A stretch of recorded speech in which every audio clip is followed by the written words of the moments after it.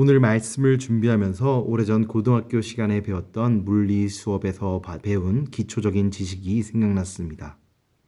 그것은 물질이 목적하는 곳으로 움직여 도착하기를 원한다면 두 가지 조건을 만족시켜야 한다는 것입니다. 그 첫 번째는 적절한 힘입니다. 즉, 그 목적지에 도달할 수 있는 여유분의 에너지가 있어야 한다는 것이고, 그보다 더 중요한 다른 한 가지는 이 물질이 바른 방향으로 움직여야 한다는 그러한 수업의 내용이었습니다.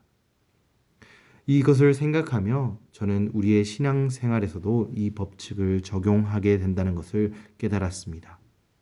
하나님과의 관계 가운데 하나님의 의에 이르게 하기 위해서는 신앙의 열정과 열심이 있어야 되고, 그리고 그것보다 더 중요한 것은 그 열정과 열심이 바른 방향으로 나아가야 한다는 것이 필요하다는 것입니다. 우리 한국 교회가 잘하는 것들이 있다면, 우리 한국 교인들이 잘하는 것들이 있다면 그것은 성도들의 열정일 것입니다. 새벽 기도회를 시작해 철야기도, 방언기도, 통성기도 등등 세계의 어떤 민족보다 우리 민족이 가진 신앙의 열정과 열심은 뛰어납니다. 미국으로 이민와 있는 우리 이민교회 가운데에서도 이러한 열정과 열심이 넘치는 모습을 쉽게 우리 주변에서 찾아볼 수 있는 것을 우리는 경험할 수 있습니다. 그런데 좀 더 자세히 살펴보면 이 많은 이민교회가 속해 있는 이 곳에서 일어나고 있는 이 열정과 열심이 바른 방향으로 향하지 않은 경우가 더러 보이는 것 같습니다. 넘쳐나는 열정과 열심이 있음에도 불구하고 그 열정과 열심이 잘못된 방향을 향하고 있다는 것을 우리는 지켜볼 수 있다는 것이죠.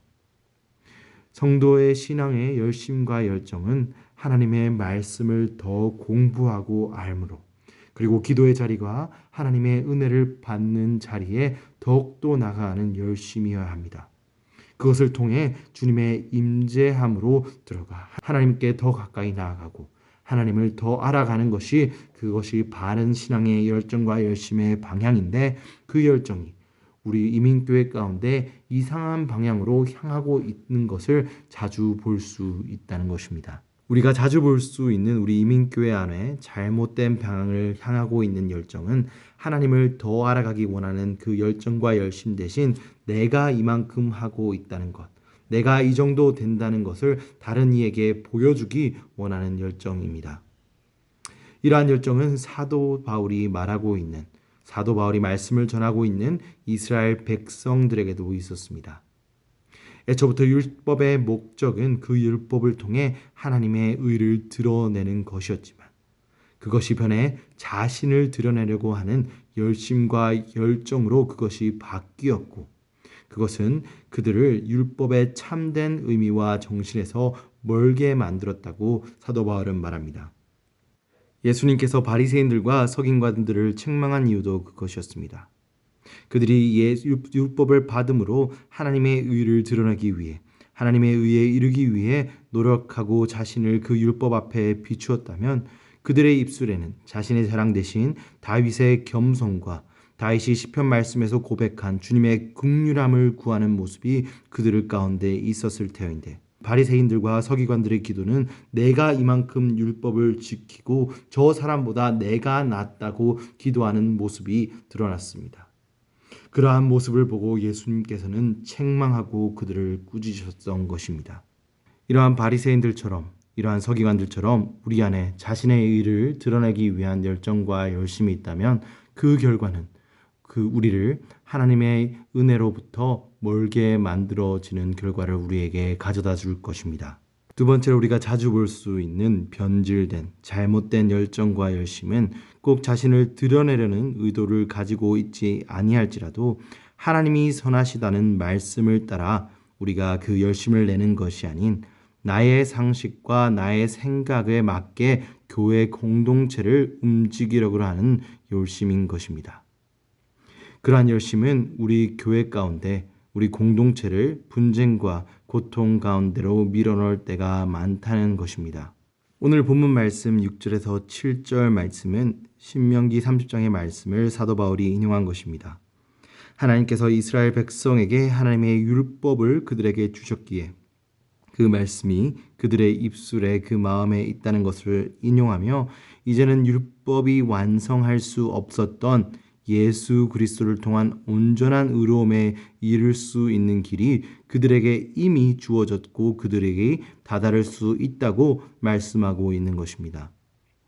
사도 바울은 이제 예수 그리스도께서 인간의 몸을 입어 우리의 자리에서 죽으심으로 이제는 우리 가운데 성령이 임재하시고 계시기에 율법이 그들에게 주어졌을 때 이스라엘 백성들이 율법의 말씀을 찾을 필요가 없었던 것처럼 이제는 더 완전한 하나님의 의로우심을 이룰 수 있는 그리스도를 믿고 아는 자들이 하늘이나 무저갱으로 하나님의 의로움에 이룰 수 있는 길을 찾을 필요가 없다는 것을 오늘 말씀을 통해 선포하고 있는 것입니다.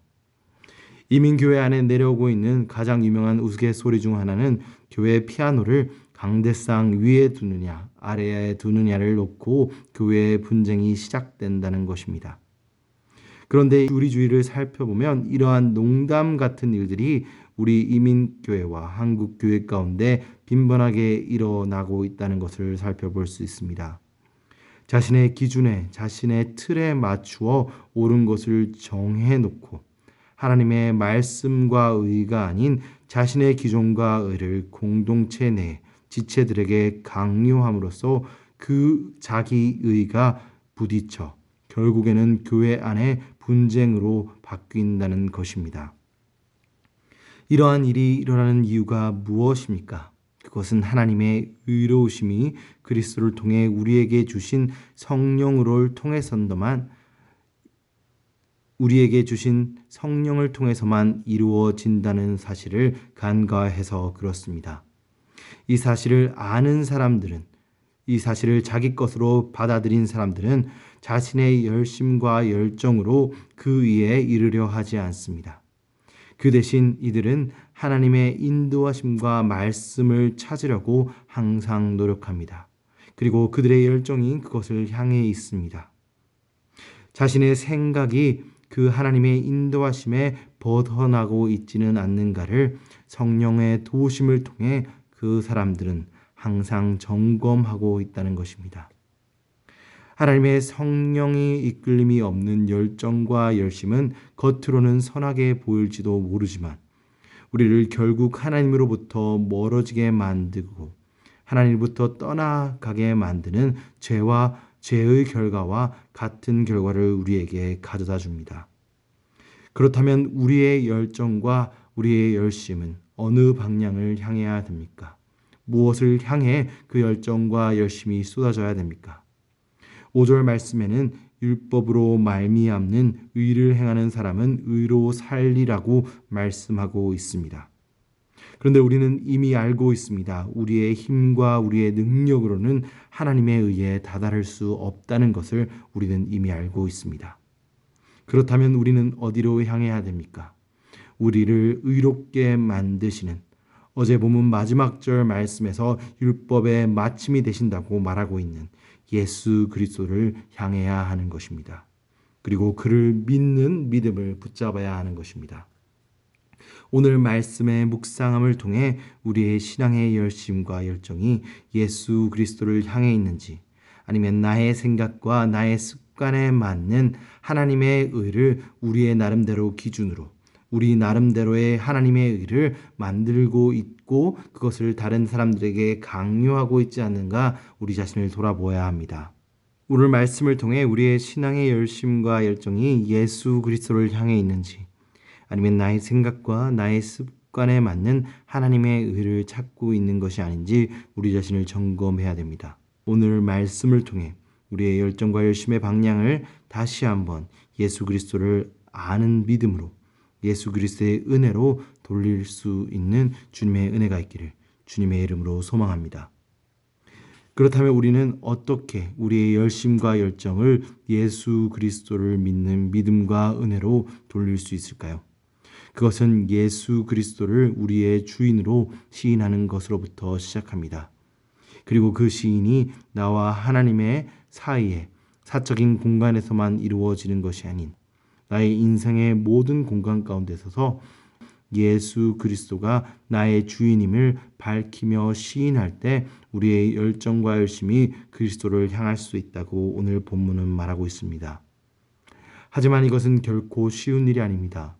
우리 모두 다 우리의 생활을 돌아본다면 예수 그리스도를 통해 우리가 받은 은혜에 비해 우리가 가진 죄의 습관의 모습은 너무나 부끄럽고 우리가 합당케 그 은혜를 받을 수 없다고 우리에게 말하고 있기 때문입니다. 이것을 극복할 수 있는 길은 하나님의 신실하심, 예수 그리스도의 복음의 말씀을 믿는 믿음뿐이 없음을 기억해야 됩니다. 나의 생활과 나의 열심과 나의 노력의 양을 의지하는 것이 아닌 오늘 12절 말씀처럼 헬라인과 유대인을 모두 차별하지 않으시는, 그리고 누구든지 어떤 배경을 가졌든지 어떤 삶을 살고 있었는가가 아닌 예수 그리스도를 주인이라고 그의 이름을 부르는 자가 구원을 얻는다는 그 약속의 말씀을 믿음으로 하나님의 자녀로서 담대하게 살아가며 그를 주인으로 시인할 수 있는 모든 성도님들이 되시길 주님의 이름으로 축원드립니다.